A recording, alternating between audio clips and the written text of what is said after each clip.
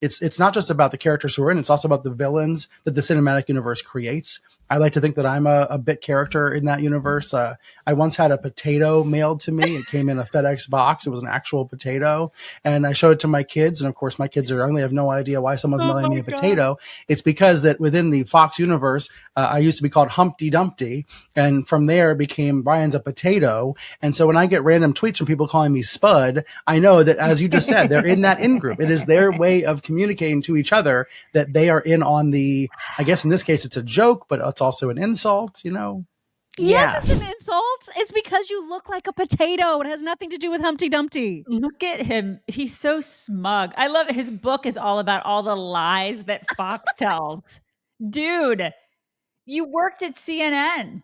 All right, guys. So we got to talk about woke NPR, National Public Radio, that it's quite literally state-sponsored media, and it should be defunded because they are state-sponsored liberal media. And that is very clear with the hire of their new CEO, Miss Catherine Mayer, who is a liberal, woke, Biden Democrat activist. She seems to be the typical Democrat, liberal NPC. She's very pro-diversity, equity, and inclusion.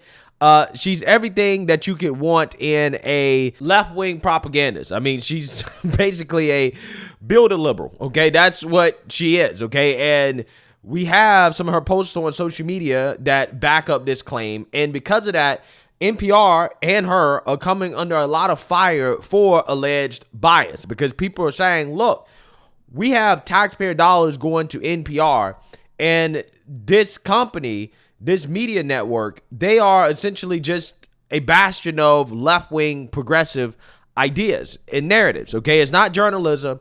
It's just left-wing propaganda, okay? And they have essentially confirmed that that's what they are by suspending an NPR editor by the name of Yuri Berliner for exposing the woke CEO and the company in a scathing editorial that they really didn't like, okay? So they decided to suspend the guy because he basically blew the whistle on the fact that NPR is quite literally a liberal media. It's biased, it's propaganda, and they didn't like that. So I'm going to read a little bit about it, and then we're going to actually play an interview of this guy exposing NPR and talking about how much of a left-wing bias they have, because this is a pretty fascinating story, okay? This guy says the woke CEO is the opposite of what the embattled network needs. Now, keep in mind, like a lot of these liberal media outlets, they are struggling, right? They are struggling.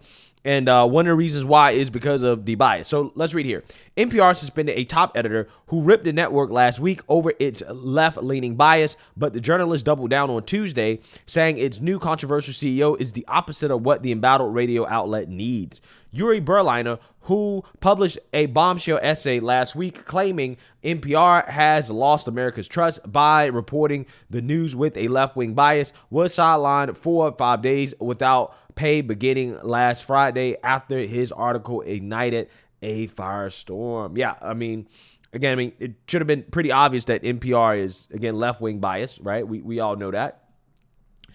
Nevertheless, Berliner, in a Tuesday interview, ripped NPR CEO Catherine Mayer over a trove of past posts unearthed on X. Those included calling Donald Trump racist in 2018 and blasting Hillary Clinton for using the terms boy and girl, saying she was erasing language for non-binary people. Yeah, so she's the wokest of the woke, okay? She's as woke as it gets.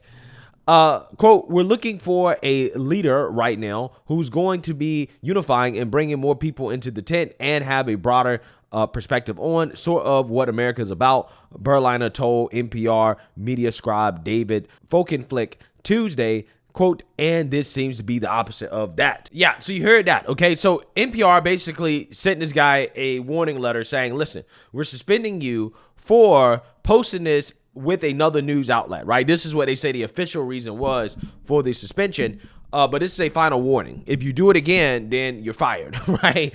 You are fired if you do it again, okay? So this is what they're doing. And I want to play this interview that he did with Chris Cuomo last week on News Nation about NPR and how they lack political diversity, because I do think that it's very eye-opening to hear somebody that actually work at one of these mainstream liberal media outlets openly say that, yeah, we have a left-wing bias, right? I mean, because everybody knows that just looking from the outside in, but to have somebody, a whistleblower from the inside, come out and to say overtly that, hey, yes, this is a bastion of left-wing propaganda, I think is an important story to cover, especially considering how the network or the media outlet, the company, is retaliating against his whistleblower. So without further ado, let's get into it.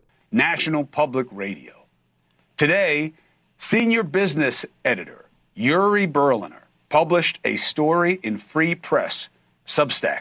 The headline, I've been at NPR for 25 years. Here's how we lost America's trust. Among his claims, NPR was stacked with like-minded people who appealed to an ever-narrow progressive worldview, catering to a select audience and losing its audience as a result. He also says stories were ignored, mistakes made, corrections never issued, and that it all, quote, shatters trust and engenders cynicism about the media. And when he dug into voter registration at NPR in Washington, guess what he found? 87 Democrats, not a single Republican. Does he have a point? Yup. Do newsrooms lack diversity? Well, depends what boxes you want to check. Political diversity? It's a big reason I'm at News Nation. We got all kinds here. The disagreement is organic, and so are the common concerns. So I want to bring in... Yeah, so here's the thing, Cuomo. Don't pretend like you weren't a part of the problem. You weren't a part of the machine at CNN.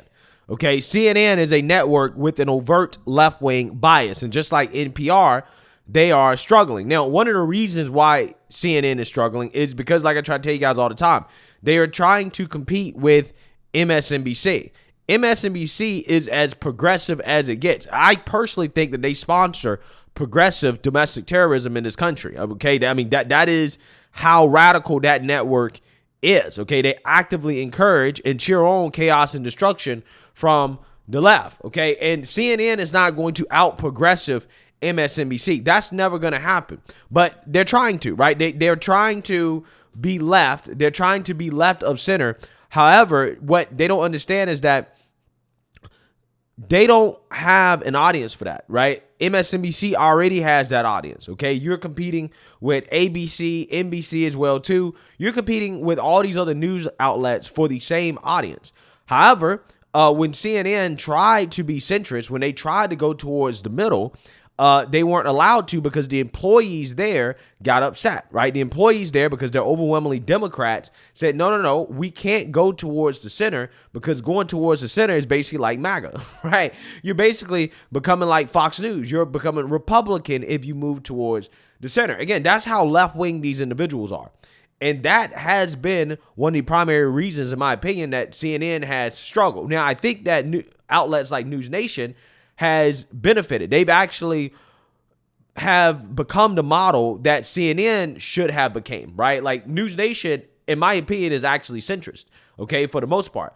I do believe that at some point, News Nation will overtake CNN if CNN continues to decline at the rate that they're declining. And this is primarily due to their unwillingness to actually move towards the center or even become center-right, because what you have happen on the right side of the aisle is that CNN, instead of trying to compete with MSNBC and the NBCs and the ABCs and the, other world, what they actually really should be doing is that they should be trying to compete with Fox News, okay? Because Fox News doesn't have much competition outside of Newsmax. And don't get me wrong, Newsmax is good competition, but they don't have anybody that is really competing with them in kind of their same space, their same like kind of lane, right? On, mainstream cable. And CNN could do that, right? And this is why, I've always said, look, if I was running CNN, I would go to Tucker with a fat contract, $100, $150, $200 million for a show. And the reason why is because now you're going to start to appeal to the other 50% of the country who they don't have that many outlets trying to appeal to those people, right? Most of those people, again, Fox News, Newsmax, OANN. But again, none of those outlets, outside of Fox News are as big as an NBC or MSNBC or ABC or CBS or whatever, right? So there's so much competition on the left. There's not that much on the right. And that's what CNN actually should be if they want to recover. But, they refuse to do that because again, the staff, the employees at that company are overwhelmingly left wing, and they revolt when the network actually tries to be fair and balanced. So that's why I believe that outlets like News Nation are eventually going to overtake outlets like CNN, who is just not going to be able to compete in the left-wing news space, right? So that is, again, an interesting kind of perspective here in regards to the media and the bias that comes from within, from the employees. Brother Berliner, because that was a brave thing he did, man.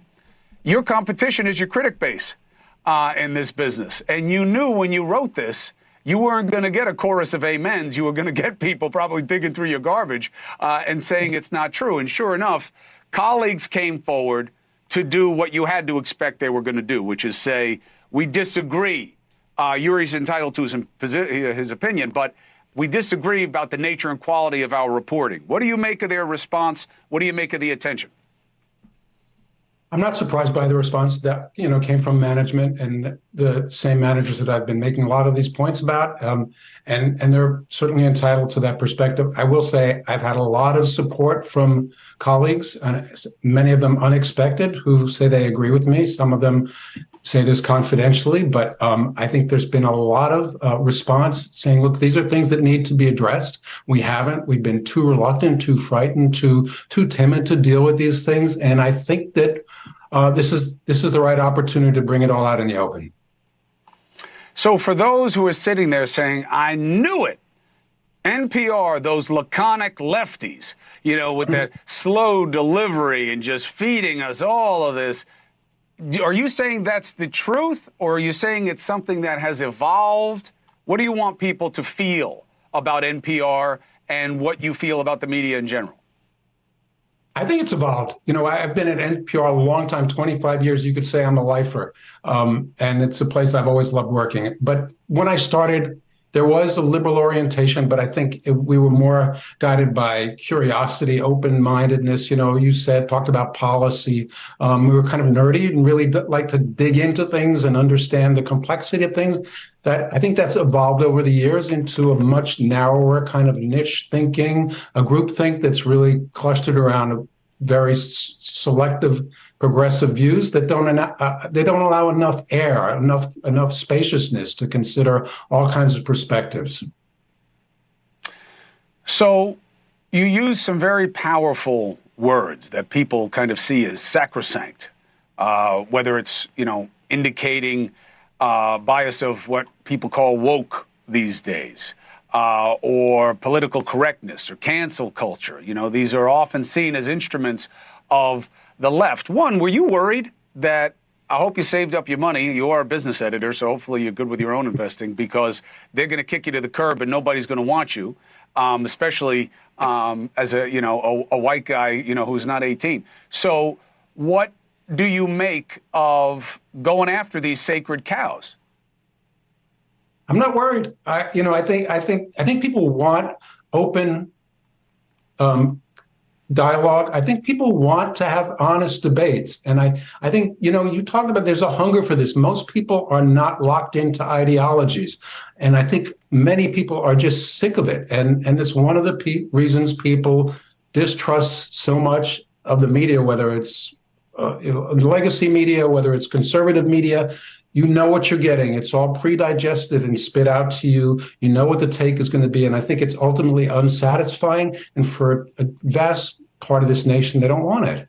So I think there's an opportunity there for much broader perspectives in how we cover the news. Well, see, the issue with that is that the news should not be left-wing or right-wing, right? That's the problem. The way that we look at news nowadays is that we see it as normal. What is normal for an outlet like an NBC or MSNBC or a CNN or a Fox News to be left-wing or right-wing, to have an overt political orientation, when that just shouldn't be the case, okay? We should not watch news, okay, people that call themselves to be journalists, and come away with it knowing what their political bias is, okay? I mean, for the most part, when you watch local news and when they report on the news, it's really hard to tell what their bias actually really is. And sometimes you can tell, but a lot of times you can't, okay? And, when it comes to outlets like a CNN or a Fox News, they disguise their opinion commentary as some form of journalism when it's not. See the difference?